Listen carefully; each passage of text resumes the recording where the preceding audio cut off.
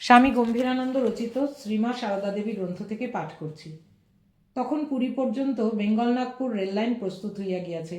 শ্রীমায়ের সহিত দ্বিতীয় শ্রেণীর এক রিজার্ভ গাড়িতে স্থান পাইলেন নীলমাধব, পাগলিমামি, গোলাপমা, লক্ষ্মী দিদি, রাধু, মাস্টার মহাশয়ের স্ত্রী, চুনিলাল বাবুর স্ত্রী ও কুসুম কুমারী। আর মধ্যম শ্রেণীর গাড়িতে উঠিলেন শ্রীমৎ স্বামী প্রেমানন্দ প্রভৃতি 3 জন পুরুষ। সারা রাত্রি গাড়িতে কাটাইয়া ইহারা পরদিবস প্রাতে পুরীধামে উপস্থিত হইলেন। শ্রীমন্দিরের রাস্তার উপর বলরাম বাবুদের যাত্রীনিবাস ক্ষেত্রবাসীর মঠ শ্রীমা ও তাহার সঙ্গীদের জন্য খুলিয়া দেওয়া হইল। প্রেমানন্দজি বলরাম বাবুদের সমুদ্রের নিকটবর্তী অপর বাটি শশীনিকেতনে চলিয়া গেলেন। পুরীতে পৌঁছিয়া শ্রীমা ধুলা পায়ে জগন্নাথ মহাপ্রভুকে দর্শন করিয়া আসিলেন। পরে তিনি ভক্তদের সহিত প্রত্যহ প্রাতে দেবদর্শনে যাইতেন এবং প্রতি সন্ধ্যায় আরতির সময় মন্দিরে উপস্থিত থাকিতেন। একদিন ক্ষেত্রবাসীর মঠে কথা দেওয়া হইয়াছিল। পাণ্ডা আসিয়া প্রাচীন পুঁথি অবলম্বনে শ্রী শ্রী জগন্নাথের ইতিহাস ও মাহাত্ম্য শুনাইলেন। এই উপলক্ষে ওই দিন প্রায় 50 জন পাণ্ডাকে পরিতোষপূর্বক ভোজন করানো হয়। শ্রীমা প্রভৃতির জন্য তখন প্রত্যহ শ্রীমন্দির হইতে মহাপ্রসাদ আসিত। পাণ্ডাদের ভোজনও ওইভাবেই সম্পন্ন হইয়াছিল। পুরীতে শ্রীমায়ের পায়ে একটি ফোঁড়া হয়। সে ফোঁড়া পাকিয়া উঠায় চলিতে কষ্ট হইতেছিল, অথচ তিনি অস্ত্রোপচারে সম্মত হইতেছিলেন না। একদিন ওই অবস্থায় শ্রীমন্দিরে ভিড়ের মধ্যে এক ব্যক্তি ওই স্থানে ব্যথা দেওয়ায় তিনি চিৎকার করিয়া ওঠেন।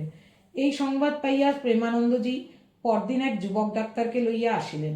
তিনি অস্ত্র লইয়া শ্রীমাকে প্রণাম করিতে আসিলে শ্রীমা অভ্যাসবশত চাদর মুড়ি দিয়া বসিলেন। এই অবকাশে পায়ে হাত দিয়া প্রণাম করিবার ছলে ডাক্তার ফোঁড়ার মুখ চিরিয়া দিলেন এবং মা অপরাধ নেবেন না বলিয়া বিদায় লইলেন। এই অপ্রত্যাশিত ব্যাপারে শ্রীমা প্রথমে একটু বিরক্ত হইলেও ভালোভাবে বাঁধিয়া দিবার পর স্বস্তির নিঃশ্বাস ফেলিয়া বলিলেন, আহ, আরাম হল। এবং যেসব সন্তানের দ্বারা এই অতি সাহসিক কার্য সাধিত হইয়াছিল তাহাদিগকে আশীর্বাদ করিলেন। 2-4 দিনের মধ্যে ক্ষতস্থান আরাম হইয়া গেল। ইহার কয়েকদিন পরে শ্রীমায়ের ইচ্ছা হইল যে দেশ হইতে তাহার মাতা প্রভৃতিকে জগন্নাথ দর্শনার্থে আনাইবেন। তদনুযায়ী জনৈক ভক্ত জয়রামবাটিতে প্রেরিত হইলেন। ইহা অবশ্য পাগলিমামিকে না জানাইয়াই করিতে হইল, কারণ তিনি চাহিতেন না যে তিনি এবং রাধু ব্যতীত পরিবারে আর কেহ শ্রীমায়ের স্নেহযত্নের অংশী হয়। তখন বিষ্ণুপুরের রেললাইন খুলিয়া গিয়াছে। ভক্ত বিষ্ণুপুরে নামিয়া উটের গাড়িতে কুতুলপুরে উপস্থিত হইলেন এবং বাকি পথ পদব্রজে যাইয়া শ্রীমায়ের জননীয় কালী মামাকে তাহার সাদর আহ্বান জানাইলেন। পূর্বে কেবল এই 2 জনকেই লইয়া যাইবার কথা ছিল, কিন্তু তীর্থযাত্রার নামে দল বাড়িয়া চলিল। শেষ পর্যন্ত দিদিমা, কালীমামা, কালীমামার শ্বশুর, স্ত্রী ও 2টি পুত্র এবং সীতারাম নামক জয়রামবাটির এক বৃদ্ধ সদ্গো গড়বেতার পথে পুরী যাত্রা করিলেন। ইহারা সকলে ক্ষেত্রবাসীর মঠে উপস্থিত হইবা মাত্র সুরবালার ক্রোধ সপ্তমে উঠিল। তিনি শ্রীমায়ের সম্মুখে হাত নাড়িয়া গ্রাম্য ছড়া কাটিয়া নানা কথা শুনাইতে লাগিলেন।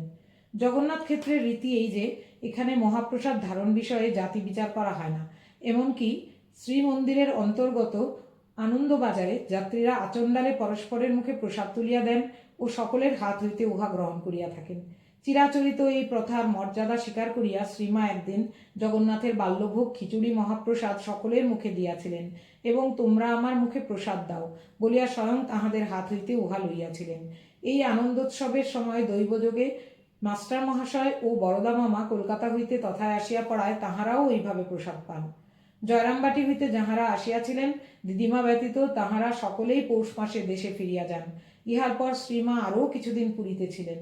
তখন তাহার পায়ের ফোঁড়া সারিয়া গিয়াছে, পায়ের বাত তেমন প্রবল নহে এবং শরীরও অনেকটা সুস্থ হইয়াছে। তাই এই সময় তিনি পুরীর অনেক দ্রষ্টব্য স্থান, জগন্নাথের রন্ধনশালা, গুন্ডিচা বাড়ি, লক্ষ্মীজলা, নরেন্দ্র সরোবর ও তৎসংলগ্ন মঠ এবং গোবর্ধন মঠ প্রভৃতি দর্শন করেন।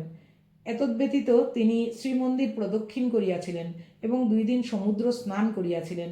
তাহার মনও তখন বেশ প্রফুল্ল ছিল, তাই সঙ্গীদের সহিত বসিয়া অনেক প্রাচীন কথা আলোচনা করিতেন।